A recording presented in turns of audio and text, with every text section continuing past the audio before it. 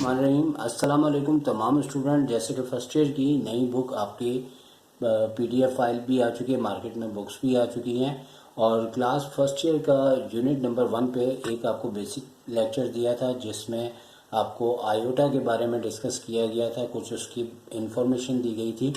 वो लाजमी आप वीडियो देखिएगा क्योंकि उससे आपके इस चैप्टर से रिलेटेड कॉन्सेप्ट क्लियर होंगे। और आज हम कॉम्प्लेक्स नंबर्स का एक्सरसाइज 1.1 स्टार्ट कर रहे हैं और एवेन्यूट है और टोटल इसके 3 पार्ट्स दिए गए हैं और हमने उसमें से फर्स्ट और सेकंड को सिलेक्ट किया है और यकीनी तौर पर थर्ड आप बस बआसानी कर लेंगे। और याद रखें कि ये ज़्यादातर जो इस चैप्टर के अंदर शॉर्ट क्वेश्चंस हैं वह एमसीक्यूज़ के लिहाज से मोस्ट इम्पॉर्टेंट है और इसे लाजमी करें, छोड़ें नहीं। क्वेश्चन जो हैं वो यकीनी तौर पे जो हाफ पेज से बड़े हों उनके आने के चांसेस होते हैं, बाकी सारे पॉइंट्स एमसीक्यूज़ के लिहाज से इम्पोर्टेंट होते हैं। तो पहला इसका पार्ट है, आयोटा की पावर 10 लिखी है और माइनस सेपरेट है, यानी कि आयोटा की अपनी पावर जो है, मतलब इसके ऊपर पावर जो है वो 12 दी हुई है और यही अगर ब्रैकेट के ऊपर होता है तो इसकी मीनिंग डिफरेंट होते हैं। अब करना हमें क्या है कि आयोटा स्क्वायर हमने हर बार लेना है और चूँकि इवन पावर है तो हमें पता है कि ब्रैकेट के ऊपर अगर हम 5 लगा देंगे तो 5 टू द 10 ही होता है। इसी तरह माइनस को अलग रखते हुए आयोटा की पावर 12 है तो यहाँ पे भी हमने स्मॉल ब्रैकेट में आयोटा स्क्वायर रख के पावर 6 रखी। अब यहाँ पे हमें ये देखना है कि आयोटा स्क्वायर की चूँकि वैल्यू -1 होती है तो वहाँ रखने के बाद यानी ब्रैकेट के अंदर चूँकि 5 और नंबर है, और नंबर से ये -1 ही रहेगा आपके पास, जबकि यहाँ पे आयोटा स्क्वायर की जगह जैसे ही हम यहाँ पे -1 रखते हैं तो इवन की वजह से वो +1 हो जाता है। लेकिन चूँकि ब्रैकेट के अंदर ऑलरेडी माइनस मौजूद है जो कि माइनस माइनस क्या हो जाएगा प्लस का 1। तो सेकंड पार्ट भी बिल्कुल इसी तरह है, लेकिन जैसे यहाँ माइनस आयोटा ब्रैकेट के ऊपर 16 लिखा है तो इसका मतलब है कि ये पावर जो है आयोटा और माइनस दोनों पे। याद रखें कि अगर इवन पावर होती है यानी कि 2 से टेबल से डिवाइड होने वाली तो माइनस जो है वो प्लस हो जाता है और आयोटा की पावर 16 होती है। इसी तरह यहाँ पे भी इवन पावर है तो माइनस प्लस हो जाएगा। अब जैसे कि हमने इस पार्ट में किया था यहाँ पे भी वही करना है, आयोटा स्क्वायर लेके ब्रैकेट के ऊपर 8 और यहाँ आयोटा स्क्वायर लेके ब्रैकेट के ऊपर 3। अब आयोटा स्क्वायर चूँकि -1 है और इवन पावर की वजह से ये +1 हो गया और यहाँ पे आयोटा स्क्वायर भी -1 है लेकिन ब्रैकेट के ऊपर चूँकि ऑड नंबर है तो इस सूरत में ये -1 आएगा। तो इन दोनों को जैसे ही हम मल्टीप्लाई करते हैं तो प्लस माइनस माइनस का 1 आ जाता है।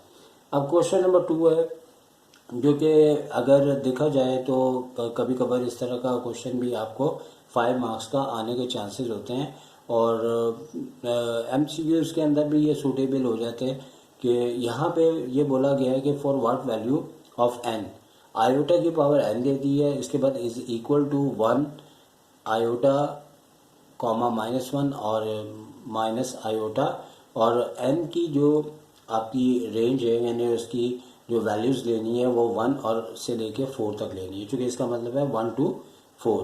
ठीक है, अगर नीचे ये निशान ना होते जैसे इक्वल्स टू टाइप के तो सिर्फ उस सूरत में 1 और 4 के दरमियान लेते, लेकिन जब इक्वल्स टू और लेस देन का निशान शामिल होता है तो n का मतलब होता है 1 to 4।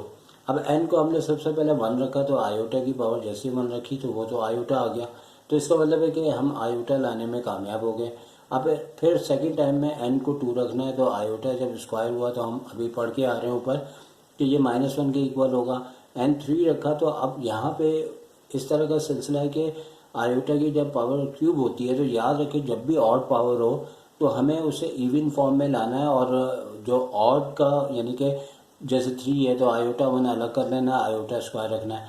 अगर फर्स्ट करें यहाँ आयोटा की पावर 105 होती तो हम एक आयोटा उस टाइम पे भी अलग करते और 105 में से एक पावर कम करते हुए आयोटा की पावर 104 करते। तो ये बात याद रखें कि ऑड की सूरत में हमें एक आयोटा को मल्टीपल फॉर्म में सेपरेट करके रखना होता है। अब आयोटा स्क्वायर चूँकि -1 के बराबर है तो आयोटा खुद जो है यहाँ प्लस का आयोटा है तो प्लस माइनस माइनस का आयोटा है, तो हमने ये भी मतलब कि इक्वल प्रूव कर दिया, फाइंड कर दिया, यानी कि यहाँ पे एक तरह से प्रूव करने का ही क्वेश्चन है लेकिन बाकायदा तौर पे लिखा नहीं है क्योंकि हमें करके बताना है यहाँ पे।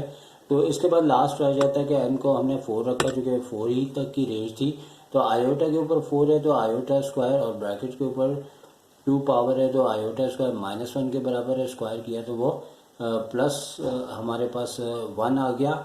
और यहाँ पे बाय मिस्टेक मैंने यहाँ पे जो है वो आयोटा जो है इसे 1 लिखना है, ठीक है।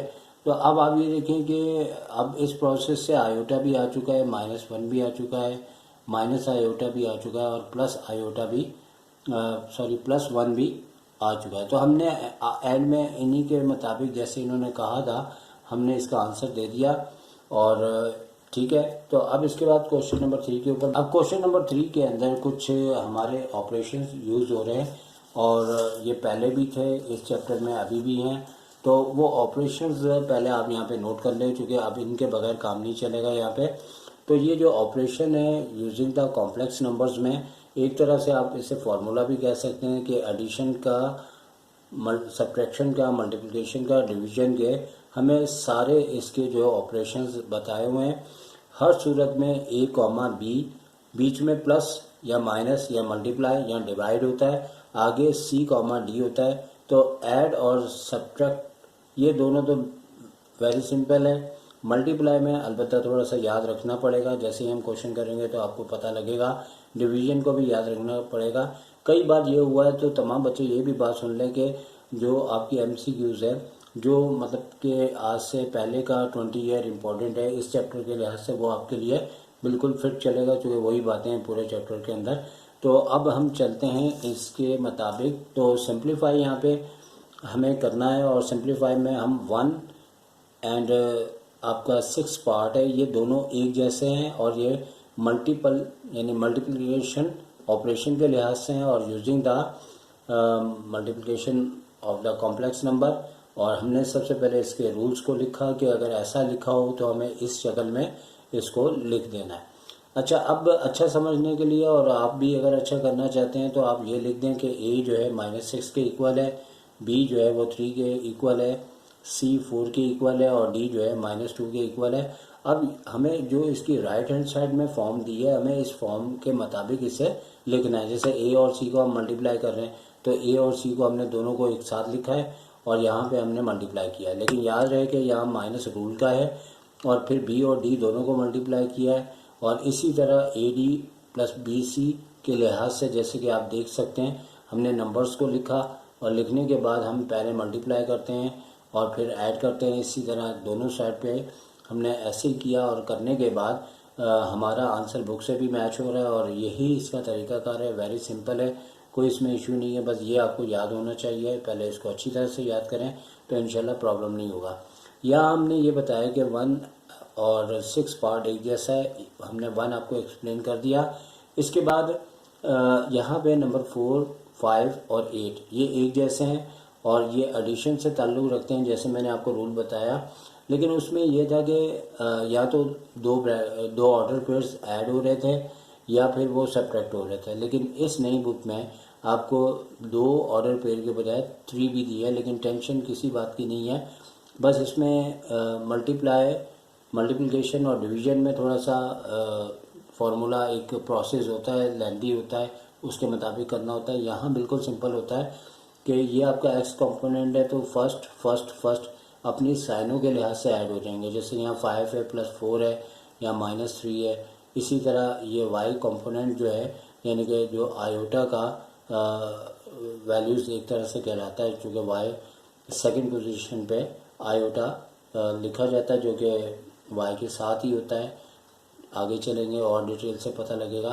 तो यहाँ वाले y की पोजीशन वाले आपस में ऐड हो जाएंगे अपने साइन के मुताबिक। यहाँ पे भी ऐड होने के बाद जो रिज़ल्ट आया प्लस माइनस करके, इधर भी जो आया आपके सामने हाजिर है। इसके बाद अब आपके पास नंबर 2, नंबर 3, नंबर 7 ये डिवीज़न के मुताबिक है, और डिवीज़न के मुताबिक हमें लाजमी तौर पे ये एक रिलेशन याद होना चाहिए। और यहाँ पे भी हमने A, B, C और D इन तमाम की जो है वैल्यूज़ को मेंशन कर दिया है, क्योंकि जो A की पोजीशन पे है वो 2, B की पोजीशन पे 3, C की पोजीशन पे 4 और D की पोजीशन पे 5 है। अब चूँकि ये सबसे यहाँ पे एक बड़ा फार्मूला है, एक तरह से ऑपरेशन है, और इसमें हमें अच्छी तरह से याद होना चाहिए। लेकिन ये आसानी है कि नीचे सी स्क्वायर प्लस डी स्क्वायर दोनों जगह है, तो ये हमारे लिए थोड़ी सी आसानी का ज़रिया बन जाएगा। और मल्टीप्लाई के हिसाब से ये ऊपर तकरीबन लिखा हुआ है, साइंस का चेंजिंग है थोड़ी सी। ए को सी से मल्टीप्लाई करना है तो यहाँ से A2 है, C4 है, तो हमने दोनों को मल्टीप्लाई कर दिया। प्लस BD लिखा हुआ है तो B और D के दोनों नंबर्स को हमने अभी मेंशन किया है कि मल्टीप्लाई होते हुए दिखाया है। इसी तरह BC और माइनस रूल के बाद AD को दिखाया और नीचे C square plus D square, जिसमें C3 है और D 5 है, दोनों का स्क्वायर करते हुए ऊपर अपनी मल्टीप्लाई कंप्लीट करेंगे, इधर भी कंप्लीट करेंगे। कंप्लीट करते करते जब नीचे पहुंचेंगे तो ये दोनों नंबर नीचे के सेम होंगे, क्योंकि जाहिर सी बात है जब यहाँ पे दोनों सेम है तो यहाँ पे भी नंबर सेम ही आएंगे। अगर तो ऊपर नीचे कटिंग होती है करेंगे, अगर नहीं होती तो यही हमारा आंसर होगा। तो आज हम क्वेश्चन नंबर 1 to 3 तक रखते हैं और आपके कमेंट्स बताएंगे कि ये सिलसिला आपके लिए फ़ायदेमंद है और इसे आगे कंटिन्यू चलना चाहिए। तो सर शायद आपसे इजाज़त चाहेंगे। टेक केयर, अल्लाह हाफ़िज़।